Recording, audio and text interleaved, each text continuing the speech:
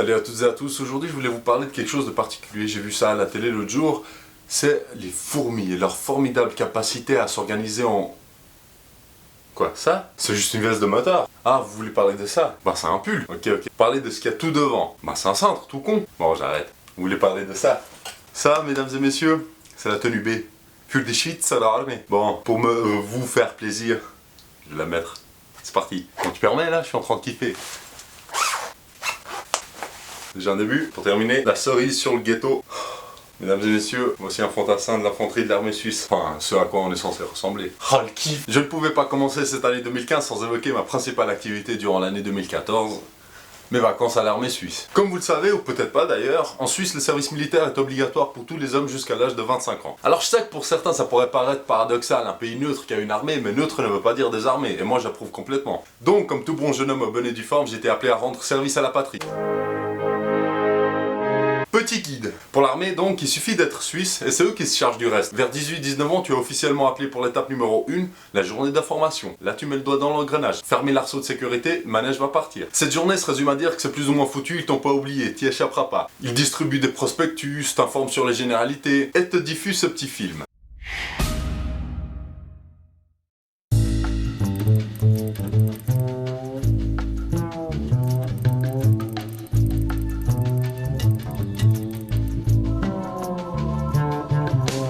Petit court-métrage censé représenter le service social de l'armée et l'encadrement qu'il offre à travers l'exemple de 3 cas. Il y a tout d'abord Joseph Rustelhaus. Oui. Scherer. Monsieur Scherer. Bonjour, monsieur Rusterholz, je vous en prie.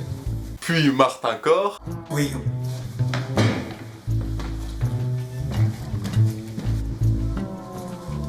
Bonjour Monsieur Corr, je m'appelle Léa Gamper, je vous en prie. Merci. Et pour terminer, Monsieur Sokol Berisha. Comment dire? Même Goebbels aurait été choqué. C'est-à-dire qu'on n'est pas allé de main morte au niveau des clichés. Monsieur Berisha, dites-moi un peu plus sur vous. Moi et ma famille sommes originaires d'Albanie. J'ai eu une instruction de base de pilote de machine de chantier. Et ça fait 3 ans que mon père est au chômage. Je suis marié à une Albanaise. Elle vient du même village que mes parents. En ce moment, j'ai plusieurs milliers de francs de dette. Vous avez des crédits quelque part ou des contrats de leasing? Sur ma voiture, oui.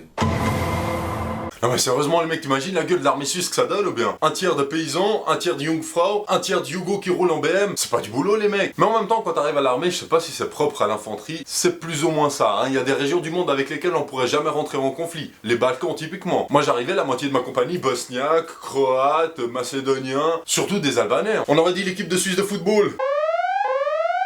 Bref, quelques mois après cette journée d'information, tu es appelé pour l'étape numéro 2, le recrutement. 2 jours durant lesquels tu vas être testé physiquement et psychologiquement. Il est déjà d'ailleurs important de savoir plus ou moins ce qu'on veut faire parce qu'il y a des troupes, par exemple pour grenadier de char, où il faut un minimum de points au test physique pour y accéder. Les tests physiques c'est une chose, tu as de la course, du jeté de ballon, du saut en longueur, de l'équilibre et du gainage. Tu réussis pas, ça se voit direct si t'as une tanche. Alors que pour les tests psychologiques, tu vois que c'est pas tellement au point. Non sérieusement, ceux qui ont fait l'armée, ils savent très bien de quoi je parle. Certains, tu te demandes comment ils sont passés les mecs. Rien que Jaco et Mossman par exemple. Comment? Puis, quoi qu'il en soit, au bout du 2e jour, tu te présentes face à un haut gradé qui a déjà tous tes résultats pour discuter de ta future affectation. Alors toutes les étapes que j'ai décrites jusqu'à maintenant, c'est plus ou moins toutes les mêmes pour ceux qui vont faire l'armée. Mais c'est à partir de cet entretien que tout change. Il y a un choix primordial à faire dès le début, service long ou service normal. Service normal, tu fais à peu près 4 mois d'école de recrue, ensuite tu as 3 semaines de cours de répète chaque année et ce pendant 6 ans. Service long déjà, c'est long, 300 jours d'affilée, mais ensuite c'est terminé. Avantage inconvénient. Moi je me suis dit qu'en faisant en une seule fois, j'allais plus rester dans le trip et j'ai bien fait. Via ce CD reçu à la journée d'information, j'ai regardé les différentes possibilités qui s'offraient en service long. Et j'ai choisi ce qui me paraissait le plus corsé. Fantassin d'infanterie. Début de l'école de recrue, 10 mars 2014. Lieu, Aarau. Bataillon 143, compagnie 1, section 3, Canale. Ah le kiff. La première semaine, on te met dans le bain, on t'explique les règles, on t'apprend la vie à l'armée, on distribue le matériel, 2 tenues C, la tenue B, c'est la tenue C mais en plus propre, et la tenue A. La tenue de sortie. Bon, vu que vous insistez, je vais la mettre. Voilà. Alors mesdames, et monsieur aussi, hein, vu que maintenant c'est la mode, vous en pensez quoi? Le pire c'est avec la pèlerie, là, le truc noir pour la pluie. Tu mets ça, tu ressembles à un gars du 3e Reich. 40 ans cette tenue, mais on bricole, on fait ce qu'on peut quoi. Moi je préfère quand même en treillis. Mais surtout tu reçois mon beau fusil roi des forêts. Je me suis un peu emballé.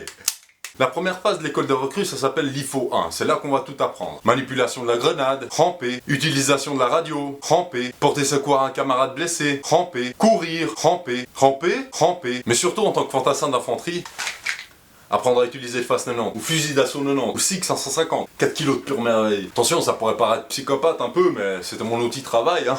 Chacun son boulot, merde. Après l'IFO 1 vient logiquement l'IFO 2, c'est la phase d'engagement. Nous, on a principalement fait de la garde d'ambassade. C'était beaucoup moins intéressant, mais bon, faut bien que quelqu'un fasse le boulot, non? Alors, vous comprendrez bien qu'il faut pas attendre de moi que je parle de manière impartiale de l'armée, hein. Moi qui en avais toujours rêvé, j'étais quasiment arrivé au Nirvana. Mais je sais que beaucoup d'entre vous vont avoir du mal à comprendre, c'est pour ça que j'ai dressé une petite liste des trucs cool et des trucs chiants qu'on a fait à l'armée et mon ressenti par rapport à ça. Commençons par les trucs chiants. Le premier choc, c'est le temps. Incroyable. Après la première semaine, tu pourrais aisément sortir une thèse de doctorat universitaire sur la relativité du temps. Déjà, terminer l'horaire où tu commences le boulot à 8h ou tu termines à 17h. Fini. Là, tu te lèves à 5h et tu cours et tu rampes jusqu'à 23h. Faut s'accrocher. Surtout pour les gars comme moi qui bossaient dans un bureau et qui ont dû passer de 9h assis à 18h debout. Mais c'est même pas ça le pire. Le pire, c'est la relativité. Tu prends la vie normale, par exemple. 1 heure est égale à 1 heure. À l'armée, pendant un contrôle maths ou un web, 1 heure, c'est infini. Des fois, je me sentais vieillir pendant le truc. Ah là là, je te jure, le contrôle matériel, y a rien de plus chiant, quoi. Tout le matériel qu'on t'a distribué au début du service, tu devras le rendre à la fin. Et chaque semaine, il y a des contrôles pour voir ce qui a été perdu, ce qui a été paumé, etc. C'est interminable, surtout quand il y en a un qui a oublié sa fliziaque en chambre et pour nous fiquer, on doit déplacer tout notre matériel à l'autre bout de la place d'appel.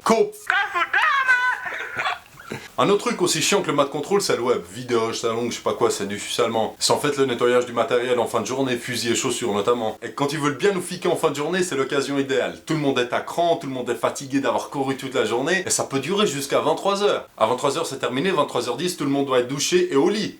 40 gars.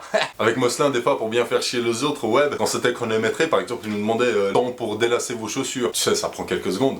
Nous, on disait 5 minutes. Les autres, ils pétaient un câble, mais qu'est-ce qu'ils voulaient? Ils pouvaient rien faire, on était plus balèze qu'eux. La présentation de compagnie. Comme son nom l'indique, on présente la compagnie à un haut gradé. Donc tu as toute une compagnie, 150 gars à peu près, qui sont alignés sur 2 rangs et qui doivent attendre le passage du gars. Donc pendant 2 heures t'es comme ça, sauf qu'on a le casque normalement, il y a tout qui est ordré, hein. Le fusil doit être au niveau des yeux, le doigt au bout de la crosse, comme ça, tout. Pendant 2 heures tu bouges pas, qu'il pleuve ou qu'il neige, nous ça nous arrivait sous la pluie. Et interdiction de bouger les pieds. On est aligné à la ficelle, ils tendent une ficelle, tout le monde aligne ses pieds, ils enlèvent la ficelle, plus personne ne bouge. Pendant 2 heures. Au bout de 2 heures, mon gars, t'as les jambes de marathonien. Il y a aussi les exercices NBC qui sont pas mal chiants là. Quand tu dois mettre la tenue NBC nucléaire, bactériologique ou biologique, je sais jamais, et chimique. C'est une tenue en fait qui permet une protection totale. Ben l'exercice c'est de le mettre en moins de 7 minutes avec masque à gaz y compris. Toute une journée à faire ça mon gars. C'est chiant, c'est chiant, c'est chiant. Et pour terminer la liste des trucs qui t'embêtent à l'armée, la gamelle. Dessinée par Giorgio Gamelli, cet ustensile aux multiples possibilités d'utilisation deviendra votre meilleur allié sur le terrain. Ah mon gars, tu vas en bouffer des pâtes là-dedans. La nourriture, franchement, ça allait. C'était pas super bon, mais c'était pas dégueulasse non plus. Mais c'est vraiment les conditions météo qui altèrent le goût. Hein. Pour te donner un big tasty, quand tu le bouffes sous la pluie, il a plus du tout le même goût. En ce qui concerne la liste des trucs cool, tu prends tout le service militaire, t'enlèves les 2 ou 3 trucs que je t'ai dit avant. En fait, tout le reste, j'ai kiffé. Non, sérieux, c'est ce que je vous ai dit au début. Je suis vraiment pas la bonne personne si vous voulez avoir un avis objectif sur la question. J'ai kiffé ma race, enfin, ma semi-nationalité. Si c'était à refaire, si seulement, je referais tout pareil. Déjà physiquement, j'ai taillé dans le gras. De toute façon, il n'y a pas tellement de choix, hein. Tous les jours en conf complète. Ah oui, conf complète. C'est en fait un soldat avec tout l'équipement nécessaire pour partir au combat. Alors il y a la tenue, le fusil, la spichou, et le sac, bon ça dépend comment il est chargé, mais le tout peut atteindre quand même 35 kilos. Et tu verras quand tu devras taper Guerrona tous les jours aller-retour depuis la caserne. Ah, il y a aussi la phase AGA que j'ai pas mal kiffé, c'est la formation de base pendant l'IFO 1. À la fin de cette phase AGA, tu as l'AGA finale. Une journée, c'est un jeudi, où tu vas être testé sur 10 épreuves. Il y a la liste qui va s'afficher à côté. Et si tu réussis tout du premier coup, comme moi, tu peux rentrer vendredi matin. Sinon, tu répètes jusqu'à réussir. Et ça peut durer jusqu'à samedi soir. Et il y a eu des cas. Et après l'AGA finale, tu as la semaine des spécialisations. C'est simple, tu as 4 spécialités possibles. Sifflu, fusil à lunettes, explosif, mini-mitrailleuse et Panzerfaust, lance-roquette. Alors disons que pour Panzerfaust, c'est pas tellement toi qui choisis, c'est eux qui te choisissent. Un Panzerfaust, tu sais comment ça fonctionne au bout de 30 secondes, hein, donc c'est pas pour tes facultés intellectuelles que tu vas être sélectionné. Du calme, je dis pas que tous ceux qui ont fait Panzerfaust, on était cons. Et c'est vrai que des fois, quand j'y repense... Non, en fait, c'est ton gabarit qui te condamne, parce qu'il faut te le trimballer ton Panzerfaust de 13 kilos, en plus du reste, pendant une semaine. Mais on a chié, mon gars, mais d'une force. On en est revenu en sang mongolifié au possible. Moslin qui tirait des phoques aux autres groupes sur la place d'appel.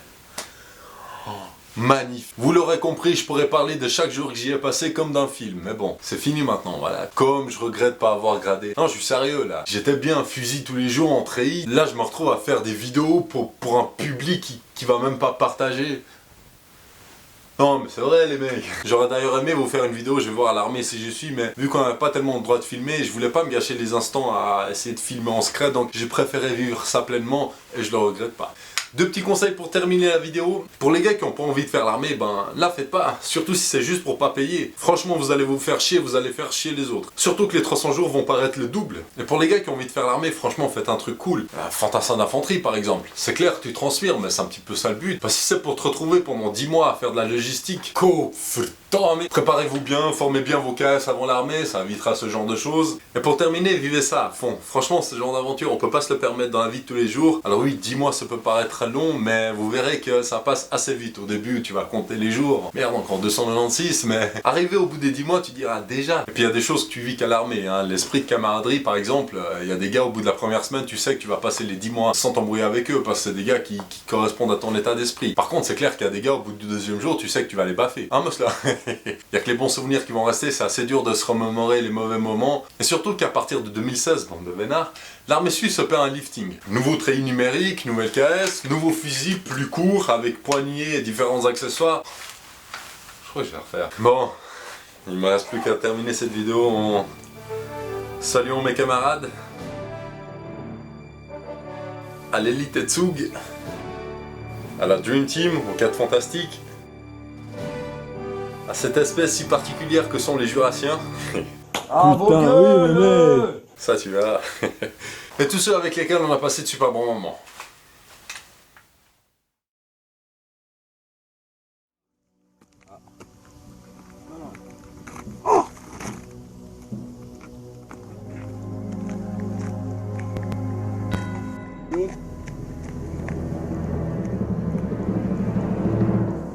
Dans la neige ou sous la pluie, dans la neige ou sous la pluie, notre section restera unie, notre section restera unie. Pas à pas dans ces montagnes, pas à pas dans ces montagnes, on avance et on gagne, on avance et on gagne.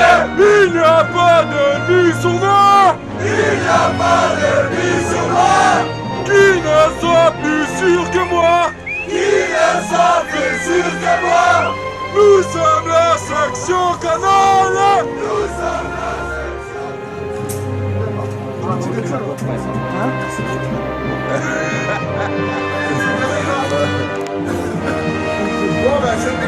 Attendez.